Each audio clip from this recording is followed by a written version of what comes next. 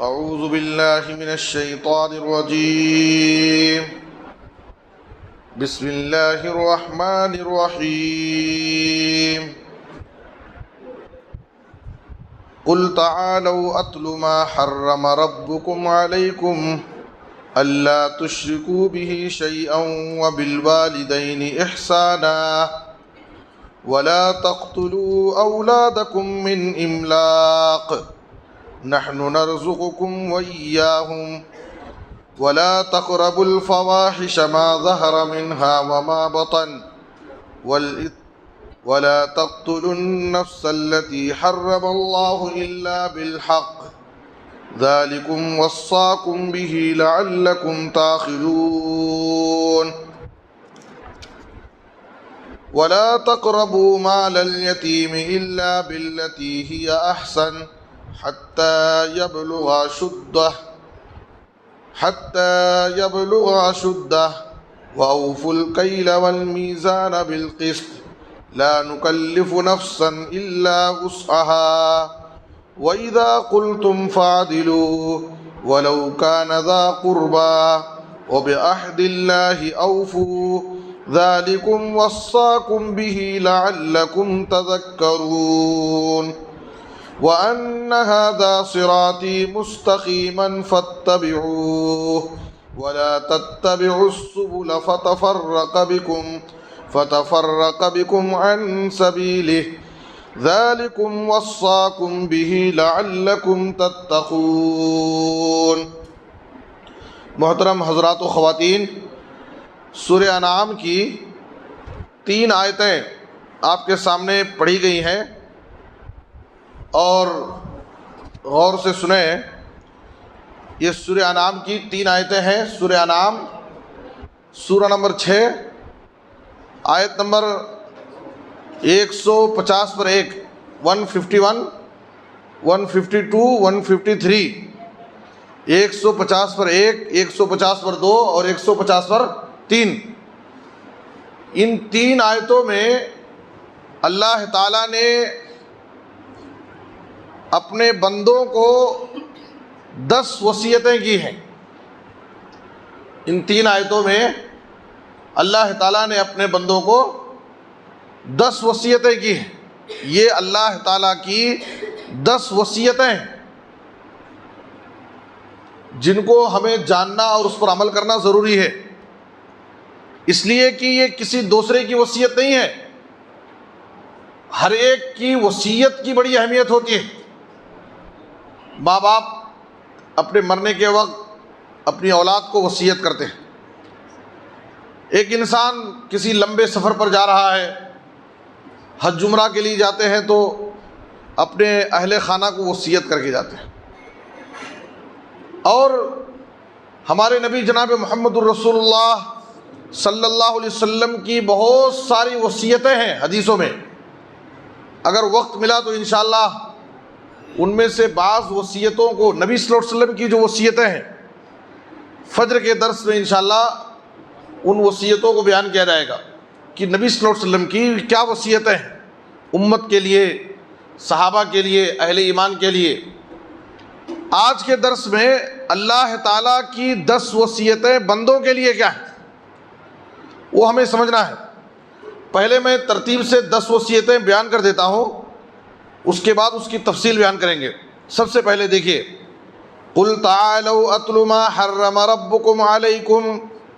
اے نبی صلی اللہ علیہ وسلم آپ کہہ دیجئے، قل تعالوا آؤ، اتل ما حرم ربکم علیکم، تمہارے رب نے تمہارے اوپر جو حرام کیا ہے میں تمہیں ان باتوں کو پڑھ کر سنا رہا ہوں، تمہارے سامنے بیان کر رہا ہوں. وہ کیا ہے؟ نمبر 1، اللہ تعالیٰ کی پہلی وصیت بندوں کے نام، اللہ تشرکوا بہ شیئا، اللہ کے ساتھ کسی کو کچھ بھی شریک مت کرو. یہ پہلی وصیت. دوسری وصیت، وبالوالدین احسانا، ماں باپ کے ساتھ حسن سلوک کرو. تیسری وصیت، وَلَا تَقْتُلُوا أَوْلَادَكُمْ مِنْ إِمْلَاقٍ، اپنے بچوں کو غریبی اور مفلسی کے ڈر سے قتل مت کرو.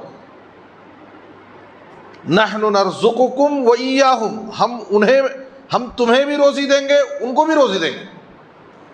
اس لیے غریبی اور مفلسی کے ڈر سے اپنے بچوں کو مت مارو. کتنے ہوئے؟ 3. چوتھی وصیت، ولا تقربوا الفواحش ما ظہر منها وما بطن، بے حیائی کے قریب مت جاؤ، جو بے حیائی کے کام ہیں، چاہے وہ کھلم کھلا ہو یا چھپ کر کے ہو، اس کے قریب بھی مت جاؤ، بہت دور رہو اس سے. 4 ہو گئے. 5ویں وصیت، ولا تقتلوا النفس التي حرم الله الا بالحق، ناحق کسی معصوم کو قتل مت کرو، کسی معصوم کی جان مت لو. یہ 5 ہو گئے. 6ٹھی وصیت، ولا تقربوا مال اليتيم الا بالتي هي احسن، یتیم کے مال کے قریب مت جاؤ مگر اچھے طریقے سے. اگر یتیم کے مال کے قریب جانا ہے تو اچھی نیت سے جاؤ، اس کے مال کی حفاظت کرنے کے لیے، اس کی مدد کرنے کے لیے. غلط نیت سے مت جانا اس کے قریب، اس لیے کہ یتیم کے مال میں اگر کچھ گڑبڑ کیے تو اس کی سزا بڑی سخت ہے، وہ تفصیل آئے گی. کتنے ہو گئے؟ 6. نمبر 7، وَأَوْفُوا الْكَيْلَ وَالْمِيزَانَ بِالْقِسْطِ، انصاف کے ساتھ ناپ تول کرو، یعنی ڈنڈی مت مارو. 7 ہو گئے. نمبر 8، وَإِذَا قُلْتُمْ فَاعْدِلُوا وَلَوْ كَانَ ذَا قُرْبَىٰ، اور جب تم بات کرو تو انصاف کی بات کرو، اگرچہ تمہارے رشتہ داروں کے خلاف ہی کیوں نہ ہو. اپنا کوئی قریبی آدمی ہے، وہاں ہمیں کچھ بات کرنا ہے، گواہی دینا ہے، تو یہ نہیں کہ ہمارا قریبی ہے، ہمارے گروپ کا ہے، ہمارا آدمی ہے، تو وہاں پر ہم ناانصافی کرتے ہیں. انصاف کی بات کرو اگرچہ تمہارے رشتہ داروں کے خلاف ہی کیوں نہ ہو. کتنے ہو گئے؟ 8. نمبر 9، وَبِعَهْدِ اللَّهِ أَوْفُوا، اللہ کے عہد و پیمان کو پورا کرو، اللہ کے عہد و پیمان کو پورا کرو. 9 ہو گئے. 10ویں وصیت، اللہ تعالیٰ کی 10ویں وصیت بندوں کے نام، وَأَنَّ هَذَا صِرَاطِي مُسْتَقِيمًا فَاتَّبِعُوهُ، صراط مستقیم کی اتباع کرو، سیدھے راستے پر چلو. یہ اللہ تعالیٰ کی بندوں کے نام 10 وصیتیں ہیں جو اللہ تعالیٰ نے سورہ انعام 8ویں پارے میں 3 آیتوں میں ذکر کیا ہے. 150 پر 1، 150 پر 2، 150 پر 3 نمبر کی آیت. دیکھیے یہ اللہ تعالیٰ، یہ اللہ کی وصیت ہے بندوں کے لیے. اس سے اس کی اہمیت معلوم ہوتی ہے کہ یہ 10 باتیں کتنی اہم ہیں، اور تینوں آیتوں میں وصیت کا لفظ آیا ہے. ذَلِكُمْ وَصَّاكُمْ بِهِ لَعَلَّكُمْ تَعْقِلُونَ، پہلی آیت. دوسری آیت میں ذَلِكُمْ وَصَّاكُمْ بِهِ لَعَلَّكُمْ تَذَكَّرُونَ. تیسری آیت میں ذَلِكُمْ وَصَّاكُمْ بِهِ لَعَلَّكُمْ تَتَّقُونَ. قرآن مجید کو ترجمے سے کم زندگی میں ایک بار تو پڑھیے.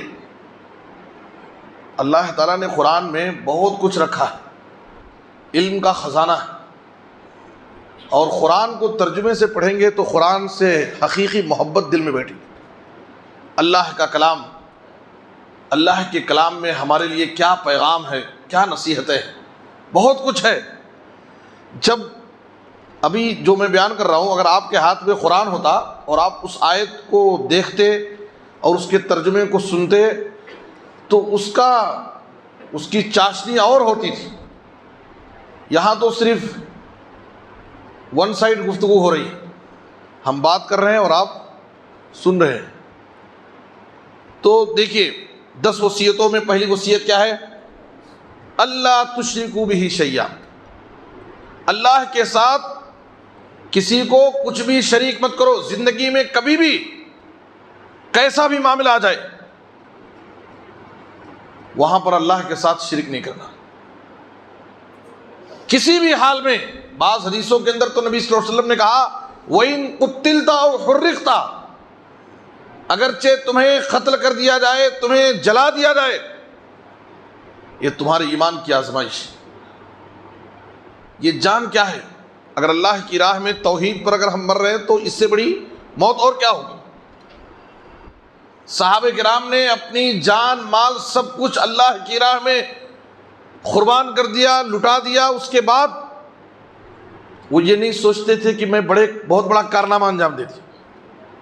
اپنا سب کچھ قربان کر کے، اپنا سب کچھ اللہ کی راہ میں لٹا کر کے ان کا یہ احساس ہوتا تھا جان دی ہوئی اس کی تھی. یہ اللہ کی دی ہوئی جان تھی. اگر اللہ کی راہ میں ہم قربان کر دیے، جان دی ہوئی اس کی تھی. حق تو یہ ہے کہ حق ادا نہ ہوا. یہ جذبہ ہونا چاہیے.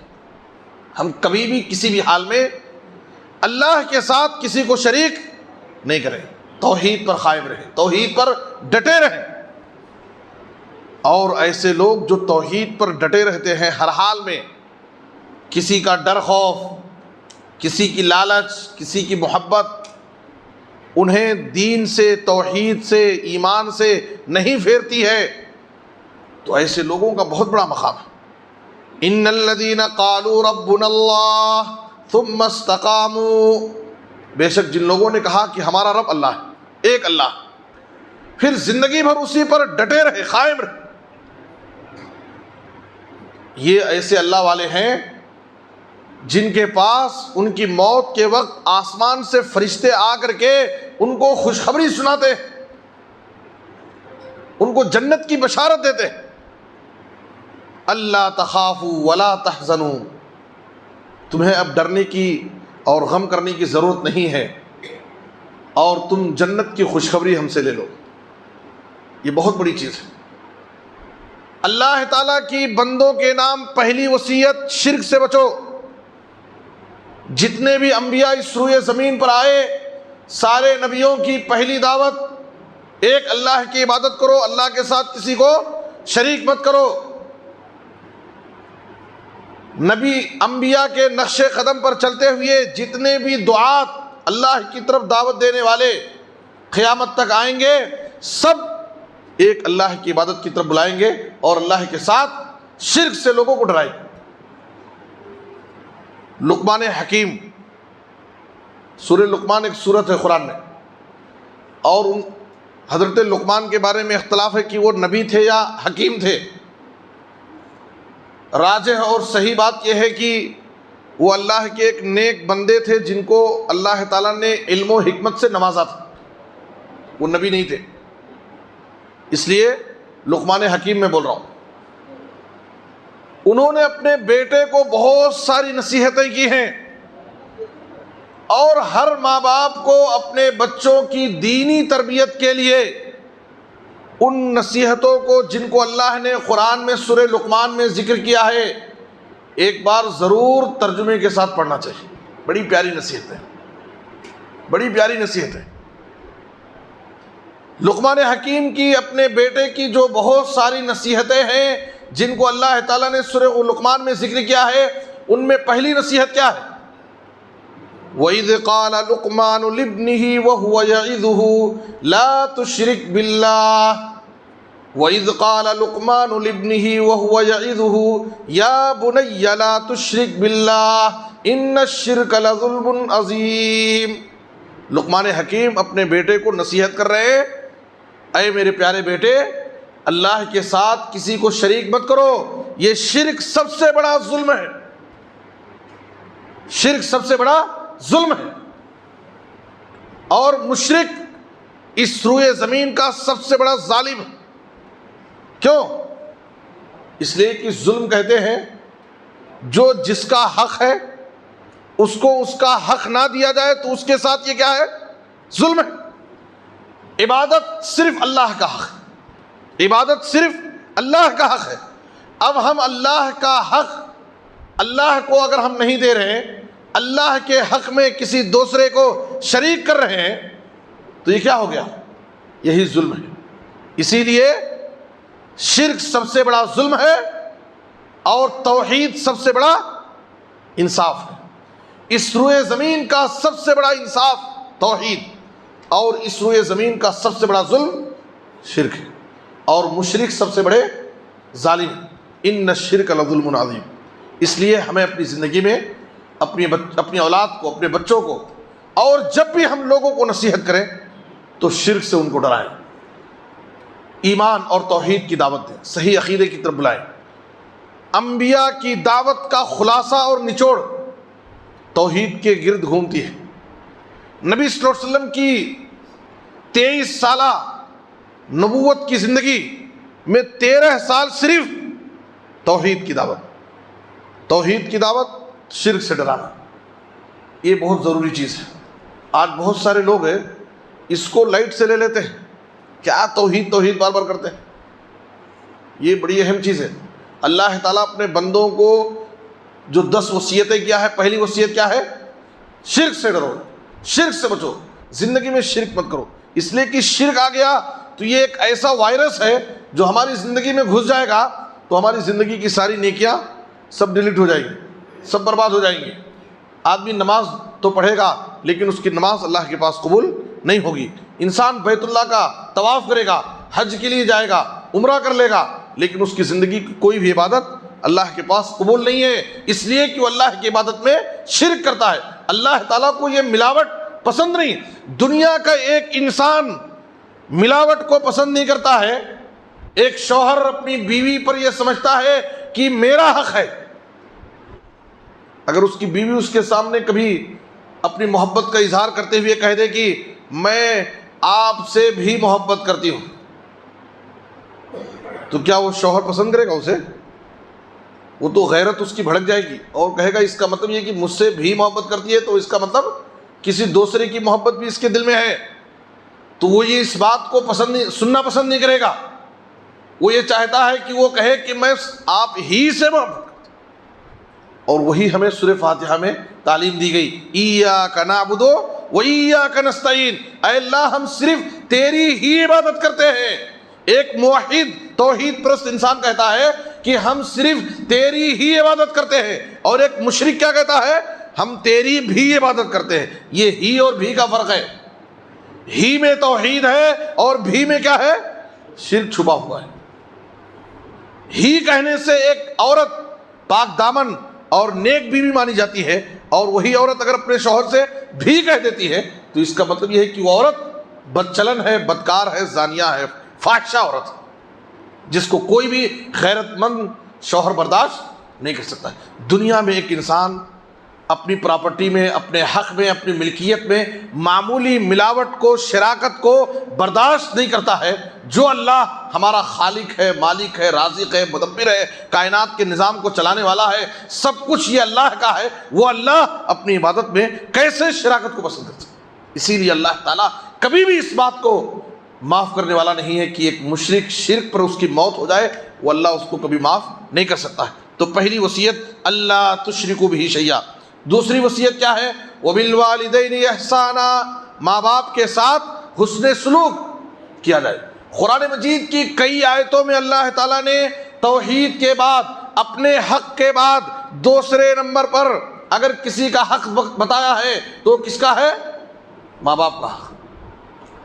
اللہ کے حق کے بعد دوسرے نمبر پر اگر کسی کا حق ہے تو ہمارے ماں باپ کا حق ہے۔ اس کا مطلب یہ قرآن کی کئی آیتیں ہیں، وَاعْبُدُوا اللَّهَ وَلَا تُشْرِكُوا بِهِ شَيْئًا وَبِالْوَالِدَيْنِ إِحْسَانًا وَقَضَىٰ رَبُّكَ أَلَّا تَعْبُدُوا إِلَّا إِيَّاهُ وَبِالْوَالِدَيْنِ إِحْسَانًا۔ جگہ جگہ اللہ تعالیٰ اپنا حق بتاتا ہے اور اس کے بعد اپنے ماں باپ کا حق۔ اس کا مطلب یہ ہے کہ ایک انسان کے لیے جیسے توحید ضروری ہے، نماز روزہ ضروری ہے، اسی طرح سے اس کے اوپر اپنے ماں باپ کی خدمت، ماں باپ کے ساتھ حسن سلوک یہ بھی ضروری ہے۔ اسی لیے جناب محمد الرسول اللہ صلی اللہ علیہ وسلم نے فرمایا رضا الرب فی رضا الوالد و سخط الرب فی سخط الوالد، یاد رکھو رب کی رضامندی ماں باپ کی رضامندی میں ہے۔ رب اس وقت تک راضی نہیں ہو سکتا جب تک ہمارے ماں باپ ہم سے راضی نہ ہو، اور رب کی ناراضگی ماں باپ کی ناراضگی میں ہے۔ اگر ہمارے ماں باپ ہمارے اخلاق سے، ہمارے کردار سے، ہمارے برتاؤ سے، ہمارے سلوک سے ناراض ہے، اللہ ہماری عبادتوں سے ہم سے راضی نہیں ہو سکتا۔ بہت بڑی چیز ہے۔ اس لیے ماں باپ کے ساتھ حسن سلوک کرو، ماں باپ کا احترام کرو، ماں باپ کی خدمت کرو، ماں باپ کے ساتھ ان کی اطاعت اور فرما برداری کرو۔ یہ اللہ رب العالمین کی دوسری وصیت ہے۔ پہلی وصیت اللہ کے ساتھ کسی کو شریک مت کرو، دوسری وصیت ماں باپ کے ساتھ اچھا سلوک کرو، اور اللہ تعالیٰ کی تیسری وصیت کیا ہے؟ وَلَا تَقْتُلُوا أَوْلَادَكُم مِّنْ إِمْلَاقٍ، غریبی اور مفلسی کے ڈر سے اپنے بچوں کو مت مارو۔ اللہ وعدہ کر رہا ہے روزی کے مالک تو ہم ہیں، روزی کے ذمہ دار اللہ تعالیٰ ہے۔ واللہ خیر الرازقین، ان اللہ یرزق من یشاء بغیر حساب، اللہ جسے چاہتا ہے بے حساب روزی دے دیتا ہے۔ روزی اللہ کے ہاتھ میں، اور اللہ تعالیٰ نے اس روئے زمین میں ہر مخلوق کی روزی کا ذمہ اپنے اوپر لے لیا ہے۔ وَمَا مِن دَابَّةٍ فِي الْأَرْضِ إِلَّا عَلَى اللَّهِ رِزْقُهَا، اللہ نے کہا اس زمین میں جتنے بھی چوپائے ہیں، کیڑے مکوڑے ہیں، جو بھی جاندار ہیں، جتنی بھی مخلوق ہے، سب کی روزی کا ذمہ دار اللہ تعالیٰ۔ وَمَن لَّسْتُمْ لَهُ بِرَازِقِينَ، اے لوگو جن کو تم روزی نہیں دیتے ان کو بھی ہم ہی روزی دیتے ہیں۔ جیسے زمین کے جانور ہیں، کیڑے مکوڑے ہیں، سانپ بچھو ہیں، ان کو روزی کون دے رہا؟ سب کی روزی کا مالک اللہ ہے۔ یہ ہمارے ایمان کی کمزوری ہے، یہ ہمارے توکل کی کمزوری ہے۔ آج بہت سارے فیملیاں کیا ہیں، شارٹ اینڈ سویٹ، چھوٹی فیملی، چھوٹا گھر۔ بہت سارے لوگوں کا تو نعرہ ہے ہم دو ہمارے دو۔ یہ کیا ہے؟ ایک بچے کی پیدائش ہوئی تو کہیں گے ابھی نہیں، ایک بچہ پیدا ہوا تو کہیں گے ابھی نہیں، دو ہو گئے تو کہیں گے کبھی نہیں، ہو گیا کلوز، فائل کلوز۔ یہ کیا ہے؟ یہ اللہ رب العالمین پر یقین کی کمزوری ہے۔ اگر کوئی شخص جان بوجھ کر کے فیملی پلاننگ کرتا ہے اور بچے کی ولادت کو روک لیتا ہے، کوئی عورت روک لیتی ہے جان بوجھ کر کے، اگر آپریشن کراتے ہیں، اگر مجبوری ہے، دونوں ڈلیوریاں آپریشن ہی سے ہوئی ہیں، اس کے بعد پھر اب بچے کی پیدائش کا کوئی سوال نہیں ہے، ماں کے جان کو خطرہ ہے، ہونے والے بچے کو خطرہ ہے، تو یہ الگ چیز ہے۔ لیکن غریبی اور مفلسی کے ڈر سے کہ اتنے سارے اخراجات ہیں، بچوں کی تعلیم، علاج و معالجہ، گھر کا کرایہ، یہ خرچہ وہ خرچہ، اتنی بڑی مہنگائی ہے، کہاں سے بچے زیادہ ہوں گے تو ہم کہاں سے کھلائیں گے؟ حقیقت تو یہ ہے کہ جو لوگ بچوں سے جتنا زیادہ گھبراتے ہیں ان کی زندگیاں اتنی ہی تنگی میں رہتی ہیں۔ اور آج سب سے زیادہ خوشحال گھرانے وہی ہیں جن کی فیملیاں بڑی ہیں۔ آج آپ دیکھیے جو پہلے کی فیملیاں ہیں، اب تو سب کی شارٹ ہو گئی ہے۔ پہلے کے جو فیملیاں ہیں بزرگوں کے، ہر ایک کے 6 بچے، 7 بچے، 5 بچے، آج ماشاءاللہ سب بچے خوشحال ہیں، کاروبار میں لگے ہوئے ہیں، اللہ ان کو دین اور دنیا دونوں سے نوازے ہوئے ہیں۔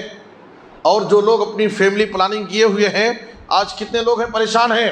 یاد رکھیں ماں باپ، کتنے ماں باپ تڑپ رہے ہیں، 2 بچے، ایک بیٹا ایک بیٹی، بیٹے کو بڑی ارمان سے پڑھایا لکھایا، اس کے اوپر خوب محنت کیا، بچہ بہت پڑھ لیا، اتنا پڑھ لیا کہ اب وہ ماں باپ کیا، وہ انڈیا میں بھی رہنا اپنے لیے گوارا کرنی کرتا ہے، فوراً چلا جا رہا ہے، امریکہ میں ہے، دبئی میں ہے، لندن میں ہے، برطانیہ میں ہے۔ ماں باپ کو بس کیا ہے، کب کی ایک بار فون کر لیتا ہے۔ ماں باپ تڑپ رہے ہیں، کیا ہم بڑی غلطی کر لی اپنے بچوں کو اتنا پڑھا کر کے کہ وہ ہمارے پاس رہنا ہی پسند نہیں کرتا، بڑھاپے کی عمر میں ہے، ان کی دیکھ، بیٹی کی شادی ہو گئی، بیٹی اپنے سسرال میں ہے، بیٹا اپنی جاب پر کہاں کی ہے۔ اب بوڑھے ماں باپ کو دیکھنے والے کون ہیں؟ وہ چاہتے ہیں کہ اگر میرے پاس اور بھی بچے ہوتے تو کوئی ایک بچہ تو میری خدمت کے لیے میرے بڑھاپے کا سہارا بنتا۔ دیکھیے ہر ماں باپ کی صرف یہی آرزو نہیں رہتی ہے کہ میرے بچے اچھا کمائیں اور مجھے کما کر کے پیسے دیں۔ بڑھاپے کی عمر میں ماں باپ کی سب سے بڑی آرزو اور سب سے بڑی تمنا یہ ہوتی ہے کہ میرے بچے میری نظر کے سامنے رہے، وہ آپ کو اپنے پاس بیٹھنا دیکھنا پسند کرتے۔ آپ کے ہاتھ سے ایک گلاس پانی ان کو مل جائے تو ان کی زندگی میں اس سے بڑی خوشی کیا ہے۔ یہ اصل خدمت۔ کب کی ایک بار فون کر لیے، حال چال معلوم کر لیے، پیسے بھیج دیے، یہ خدمت نہیں ہے میرے بزرگوں اور دوستوں۔ وبالوالدین احسانا، ماں باپ کے ساتھ اچھا سلوک کرو، اور غریبی اور مفلسی کے ڈر سے، معاش کے ڈر سے کہ ہم اپنے بچوں کو کہاں سے کھلائیں گے، بچوں کو قتل مت کرو۔ صحیح بخاری کی حدیث میں جناب محمد رسول اللہ صلی اللہ علیہ وسلم نے فرمایا، آپ سے سوال کیا گیا، ای الذنب اعظم عند اللہ، اللہ کے نزدیک سب سے بڑا گناہ کون سا ہے؟ نبی صلی اللہ علیہ وسلم نے کہا، ان تجعل للہ ندا وهو خلقک۔ دوسری روایت میں ہے، ان تدعو للہ ندا وهو خلقک، وہ اللہ جو تمہارا خالق ہے، جس نے تمہیں پیدا کیا، اس اللہ کے ساتھ تم کسی کو شریک کرو، شرک یہ اللہ کے نزدیک سب سے بڑا گناہ ہے۔ اس کے بعد سوال کیا گیا، شرک کے بعد سب سے بڑا گناہ کون سا ہے؟ نبی صلی اللہ علیہ وسلم نے یہی گناہ بتایا، ان تقتل ولدک خشیۃ ان یطعم معک، تم اپنے بچے کو اس ڈر سے قتل کر دو، دنیا میں مت آنے دو، فیملی پلاننگ کر لو کہ وہ تمہارے ساتھ کھائے گا، تمہیں اس کو کھلانا پڑے گا، اس کے اخراجات برداشت کرنا پڑے گا۔ غریبی اور مفلسی کے ڈر سے بچوں کو قتل کرنا، یہ شرک کے بعد نبی صلی اللہ علیہ وسلم نے کہا سب سے بڑا گناہ ہے۔ اس کے بعد سوال کیا گیا، اے اللہ کے رسول، اس کے بعد کون سا بڑا گناہ ہے؟ تو نبی صلی اللہ علیہ وسلم نے تیسرے نمبر پر کہا، ان تزانی بحلیلۃ جاری، اپنے پڑوس کی عورت سے کوئی بدکاری کرے، یہ تیسرے نمبر پر سب سے بڑا گناہ ہے۔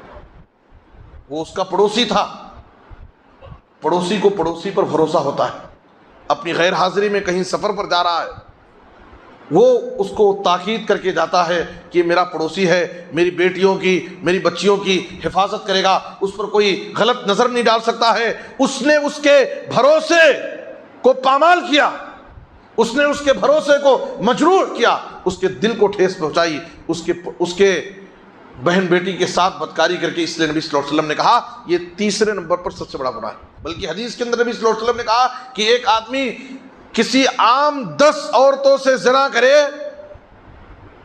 یہ بہت خطرناک گناہ ہے۔ ایک عورت کے ساتھ زنا یہی بہت خطرناک ہے۔ 10 عورت سے زنا جتنا بڑا گناہ ہے، اس سے بڑا گناہ پڑوس کی عورت سے زنا ہے، یہ اتنا سنگین معاملہ ہے۔ تو تیسرے نمبر پر اللہ تعالیٰ نے کہا کہ غریبی اور مفلسی کے ڈر سے اپنے بچوں کو قتل مت کرو۔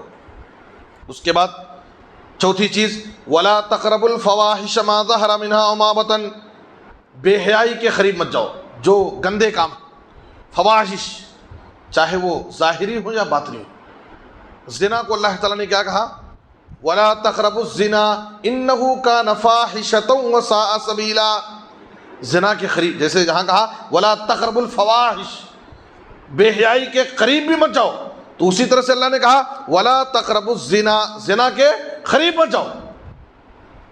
دیکھیے حدیث کے اندر نبی صلی اللہ علیہ وسلم نے بڑی وضاحت کے ساتھ کہا، صرف زنا بدکاری نہیں ہے، وہ تو ایک فائنل مرحلہ ہے کہ کسی نے کسی کے ساتھ غلط کام کر لیا۔ اس سے پہلے نبی صلی اللہ علیہ وسلم نے کہا العینان تزنیان وزناہما النظر، آج سوشل میڈیا پر ہماری آنکھیں کتنا زنا کر رہی ہیں، وہ ہمیں اس کا صحیح اندازہ نہیں۔ نبی صلی اللہ علیہ وسلم نے کہا العینان تزنیان وزناہما النظر، آنکھیں زنا کرتی ہیں، آنکھوں کا زنا کسی غیر محرم اجنبی عورت کو شہوت کی نظر سے دیکھنا، اس پر گندی نظر ڈالنا۔ آج ہر آدمی کے ہاتھ میں اسمارٹ فون ہے، نیٹ کی سہولت ہے، بسا اوقات آدمی کے نہ چاہتے ہوئے بھی اس کے سامنے عریانیت، بے پردگی اور گندی تصویریں اور بہت سارے بے حیائی کے مناظر سوشل میڈیا پر تو بھرے پڑے۔ یہ آنکھوں کا زنا، اور جو لوگ باقاعدہ ٹائم نکال کر کے اطمینان سے بیٹھ کر کے لذت لیتے ہوئے اس کا دیدار کرتے ہیں، ان مناظر کو دیکھتے ہیں، اپنی شہوت کو کی تسکین حاصل کرتے ہیں، خواہشات کو پوری کرتے ہیں، تو یہ تو اور زیادہ بے حیائی، سوشل میڈیا پورا بے حیائی سے بھرا پڑا ہے۔ آج ایک انسان اپنے گھر سے باہر قدم رکھتا ہے، بازار میں جاتا ہے، بازاروں میں بے حیائی بھری پڑی، بے پردگی کا ایک طوفان ہے، ہر طرف ننگا پن ہے، اور آدمی کی نظر کتنا بھی بچانا چاہے تو اس کی نظریں زنا سے بچ نہیں سکتی۔ نبی صلی اللہ علیہ وسلم نے کہا العینان تزنیان وزناہما النظر۔ پھر آپ صلی اللہ علیہ وسلم نے کہا کہ دونوں ہاتھ زنا کرتے ہیں، ہاتھوں کا زنا، کسی اجنبی عورت کو شہوت سے غلط نیت سے اس کو ٹچ کرنا، یہ ہاتھوں کا زنا ہے۔ زبان سے زنا ہوتا ہے، زبان کا زنا کیا ہے؟ دوستوں کی مجلس میں بیٹھ کر کے شہوانی گفتگو کرنا، لذت لے کر کے گفتگو کرنا، شہوانی باتیں کرنا، یہ زبان کا زنا ہے۔ کانوں کا زنا ہے، کانوں کا زنا کیا ہے کہ گندی چیزوں کو ہم مزے لے کر کے سن رہے ہیں، گانے سن رہے ہیں، فلموں کے مناظر سن رہے ہیں، دیکھ رہے ہیں، یہ کانوں کا زنا ہے۔ نبی صلی اللہ علیہ وسلم نے کہا پیر کا بھی زنا ہے، گناہ کی طرف چل کر کے جانا، قدم آگے بڑھانا، یہ پیر کا زنا ہے۔ شرمگاہ تو یہ فائنل اسٹیج ہے کہ وہ کسی چیز کی تصدیق کرتی ہے یا تکذیب کرتی ہے، ورنہ اس سے پہلے ہاتھ، پیر، کان، آنکھ، دل و دماغ۔ نبی صلی اللہ علیہ وسلم نے کہا والقلب یتمنا، دل بھی انسان کا خواہش کرتا ہے، دل میں جو ہمارے خواہشات بھڑکتے ہیں، یہ سب کو نبی صلی اللہ علیہ وسلم نے کہا کہ یہ سب زنا ہے۔ اور اللہ تعالیٰ نے یہ نہیں کہا کہ زنا مت کرو، کہا ولا تقربوا الزنا، زنا کے قریب جانے والے، پہنچانے والی جتنی چیزیں، اگر ایک انسان اپنی نظروں کی حفاظت نہیں کرے گا وہ زنا سے محفوظ نہیں رہ سکتا، اگر ایک انسان اپنے کانوں کی حفاظت نہیں کرے گا وہ زنا سے محفوظ نہیں رہ سکتا۔ اسی لیے اہل ایمان کو حکم دیا اللہ تعالیٰ نے قرآن مجید میں قل للمؤمنین یغضوا من ابصارہم ویحفظوا فروجہم، اے نبی صلی اللہ علیہ وسلم اہل ایمان سے کہہ دیجئے کہ اگر وہ اپنی شرمگاہوں کی حفاظت کرنا چاہتے ہیں، اپنی عزت و آبرو کی حفاظت چاہتے ہیں، بے حیائی سے، بدکاری سے بچنا چاہتے ہیں، تو اپنے نظروں کو پست رکھیں، نظر کی حفاظت کریں، نظر کو جھکا کے رکھیں۔ اور ایمان والی عورتوں کو بھی اللہ نے یہی حکم دیا وَقُلْ لِلْمُؤْمِنَاتِ يَغْضُضْنَ مِنْ أَبْصَارِهِنَّ وَيَحْفَظْنَ فُرُوجَهُنَّ، اگر مومنہ عورتیں عفت اور پاک دامنی کی زندگی گزارنا چاہتی ہیں اور شرافت کی زندگی گزارنا چاہتی ہیں تو ان کو بھی چاہیے کہ وہ اپنی نظروں کی حفاظت کریں۔ جتنی زیادہ ہماری نظر محفوظ رہے گی اتنا ہم بے حیائی کے کاموں سے، گندے کاموں سے محفوظ رہیں گے۔ تو اللہ تعالیٰ نے کہا کہ قریب بھی مت جاؤ، وَلَا تَقْرَبُوا الْفَوَاحِشَ مَا ظَهَرَ مِنْهَا وَمَا بَطَنَ۔ اور پانچویں وصیت اللہ کی کیا ہے؟ وَلَا تَقْتُلُوا النَّفْسَ الَّتِي حَرَّمَ اللَّهُ إِلَّا بِالْحَقِّ، اور ناحق جس نفس کو، جان کو اللہ نے قتل کرنا حرام کر دیا، یہ نہیں کہا کہ کسی مسلمان کی جان مت لو۔ وَلَا تَقْتُلُوا النَّفْسَ الَّتِي حَرَّمَ اللَّهُ، اللہ تعالیٰ نے جس جان کے قتل کو حرام کر دیا ہے اسے قتل مت کرو، إِلَّا بِالْحَقِّ، مگر جہاں ہمیں قتل کرنے کا حق ہے، اجازت ہے۔ جیسے اسلام میں قصاص ہے، اگر کسی نے کسی کو قتل کر دیا تو قصاص میں بدلے میں قتل کرنے کی اجازت ہے۔ تو جہاں اسلام نے اجازت دی ہے، ایک آدمی شادی شدہ ہو کر کے زنا کرتا ہے، بدکاری کرتا ہے، تو اسلام میں اس کو رجم کرنے کی اجازت ہے، اس کو زمین میں گڑھا کھود کر کے، کھڑا کر کے اور پتھروں سے مار مار کر کے اس کو ہلاک کر دیا، یہ رجم کی سزا اسلام میں۔ اور یہ سب حدود کی تنفیذ، حدود نافذ کرنا، زانی کو سزا دینے کی حد، شرابی کو شراب پینے کی حد، یہ سب حدود کی تنفیذ ہر آدمی نہیں کر سکتا ہے، بلکہ اسلامی مملکت ہو اور مسلمانوں کا جو حکمراں ہے، مسلمانوں کا امیر ہے، امیر المسلمین ہے، وہ حدود کی تنفیذ کرے گا۔ اور اس سے مراد یہ ہمارے امیر صاحب نہیں ہیں جن کو ہم امیر بنا لیے، مسجد کے امیر، فلاں جمعیت کے امیر، یہ امیر مراد نہیں ہوتے ہیں، وہاں اس سے مراد پورے امیر المسلمین مراد ہوتے ہیں، جو حدود کی تنفیذ کرنے کی ان کو طاقت ہے۔ وقت ہو چکا ہے، یہ 5 وصیتوں میں میں اپنی بات میں ختم کر دیتا ہوں۔ اللہ سے دعا ہے کہ اللہ تعالیٰ ہمیں کتاب و سنت پر عمل کرنے کی توفیق دے، جو بھی باتیں بتائی گئی ہیں ان کو سمجھنے اور ان پر عمل کرنے کی اللہ ہم سب کو توفیق عطا فرمائے، آمین۔ وصلی اللہ علی نبینا محمد وآلہ وصحبہ اجمعین۔